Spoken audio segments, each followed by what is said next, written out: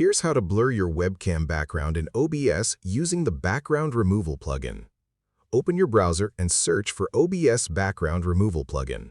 Click the official GitHub page. It is the OBS Background Removal repository. Click the latest release and download the Windows zip file.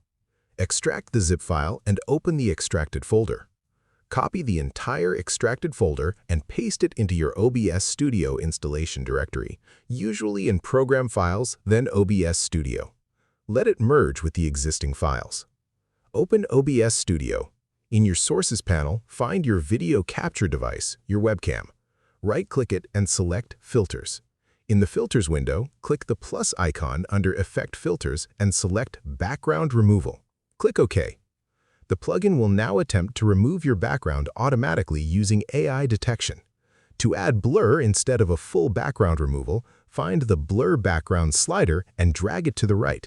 This blurs the detected background while keeping you sharp in the foreground. Adjust until the result looks natural. A tip: good lighting significantly improves how accurately the plugin detects your outline. Sitting in front of a well-lit plain wall gives the cleanest result.